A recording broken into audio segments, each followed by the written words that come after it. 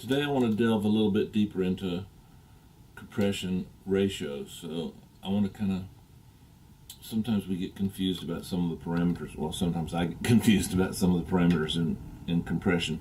But today I want to focus on just the ratio parameter. I'm going to use a song by my friend Cozy. His group is We Are Remix. Now, there's different ways to think about what ratio does. One of the ways I like to think about it is I've got a ceiling, and this ceiling is imaginary. That ceiling sound is trying to bump up against this ceiling. Now, they can go past the ceiling.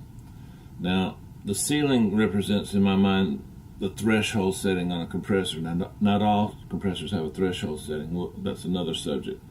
Now, what ratio does is if I've got a sound and I set my ratio of 2:1, for every 2 dB above threshold, the ratio says bring it down 1. So if I go 8 dB above threshold, it brings it down to 4 dB.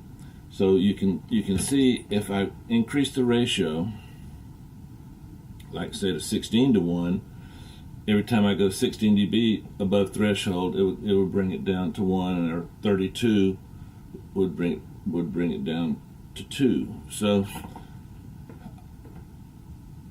lower thresholds allow lower ratios allow. So a lower ratio allows more dynamics to take place above threshold. I guess you should say it allows more dynamics to take place, period. So in my mind, I think sometimes lower ratios crank down the threshold, so I get more happening above the threshold, but at a lower ratio. Sometimes I like that combination on stereo buses. Sometimes on basses I might use a more drastic ratio, like 8:1, 12:1. And I'm going to show you today on a vocal what happens with a couple of different thresholds, a couple of different ratios in terms of the feel and what we're trying to do. So if we're trying to keep something within a certain dynamic range, as the ratio gets higher and higher, we go into what's called limiting. So a limiter technically is a compressor with a very high ratio. General consensus somewhere around a 50:1 ratio. You start limiting, and then what we call a brick wall limiter is nothing gets above threshold. There's a brick ceiling on that threshold, so the ratio, I guess, could be infinity to 1. So, or did I say it backwards? 1 to infinity. Anyway, look it up. You guys got to do some work yourselves too. So let me play this example and show you something. While this is loading up, I want you to notice on the screen this little chart. Now this is what happens on the classic DBX 160 XT compressor. I was wondering, why is it that I can't get my plugins to sound like it? Now this is interesting because the attack time is program dependent. So depending on how many dB I'm knocking off, the attack time changes. The release time is program dependent.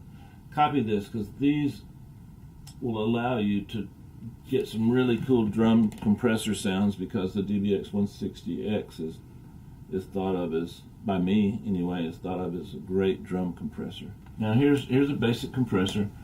I'm using a little slower attack time. We've got a ratio of around 2:1. Release, I'd say a little bit on the longer side. And we're going to set the threshold to just knock off a couple of dB. Let's check it out. When you see me coming alive, when you see me coming alive, when you see me coming. Now what you heard was the word when has to have that attack on it, and if we smooth that word out, we lose a little bit of the energy. And then UC is kind of tucked in a little, and then coming alive is another important energy word. So I'm using a 2:1 ratio, so focus on the emotion and feeling we're feeling in that 2:1 ratio.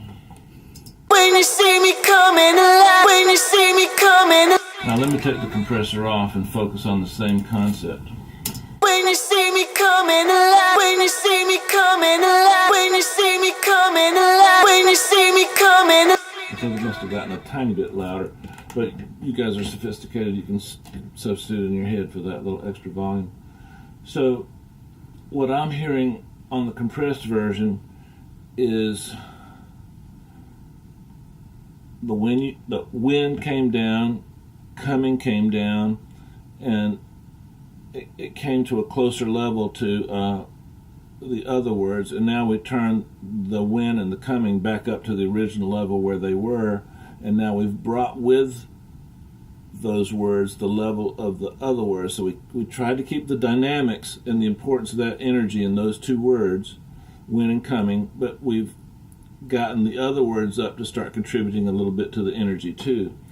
Now as we increase the ratio, we get them all more even, but when they're even, there's nothing to impart that energy. That dynamic range contains the energy. So let's see if we can hear when we lose that. When you see me coming alive, when you see me. Okay, focus on this number right here, this ratio number. When you see me coming alive, when you see me coming alive, when you see me coming alive, when you see me coming alive, when you see me coming alive, when you see me coming alive, when you see me coming alive, when you see me coming alive, when you see me coming alive, when you see me coming alive, when you see me coming alive. Did you feel the energy kind of go away? If you didn't, don't worry. You know, some of these things take a minute to hear. Just play that reference over and over again and really train your ear to focus on the energy and the emotion in that line. There's a little tiny, it's not a crack in his voice, but it's a little tiny Michael Jackson little thing that's going on there, so we don't want to destroy that. There's a lot of some there, so we don't want to destroy that. It might take you a couple of tries to hear it, but don't get discouraged. You can hear it, but more importantly, you want to feel it. I get asked a lot, should I put my equalizer in front of the compressor or after the compressor? The basic rule of thumb is, if you've got a frequency that's causing the compressor to do things you don't like, then put an EQ in front of the compressor and take that frequency out. For example, in a vocal, if you've got a lot of low-end muddiness actually affecting what your compressor is doing, put something in front of the compressor, roll that out. It might be a little bit too much 2K. Roll that out, and now your compressor is acting to different frequencies. You might ask, well, Dave, what's the difference between that and side chaining? Well, side chaining, we're concerned with the compression of certain frequencies. Here, we don't want certain frequencies to affect the compression. And if you put the equalizer after the compressor, what you're doing, obviously, is EQing the compressed signal. When would you do that? Sometimes with some attack times, you might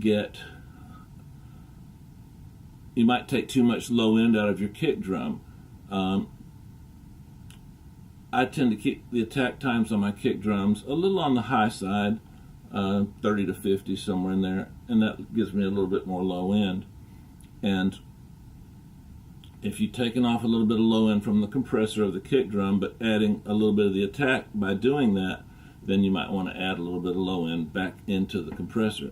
On some of the side chain stuff I've shown you, the side chain track, I compress the snot out of the drum, and if on a kick I lose so much low end, I'll take an API 550 or a Pultec, and I'll drop that in after the compressor and add those low frequencies back.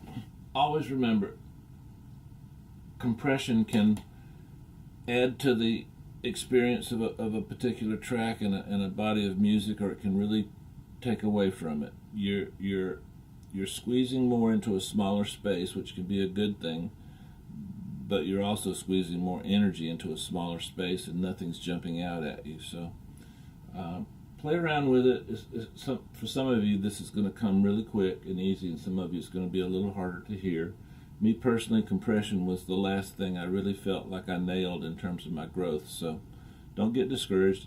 Experiment, experiment, experiment. You've got so many options now in your DAW that you can really use presets, see what other people are doing, and let me know how you're doing, okay?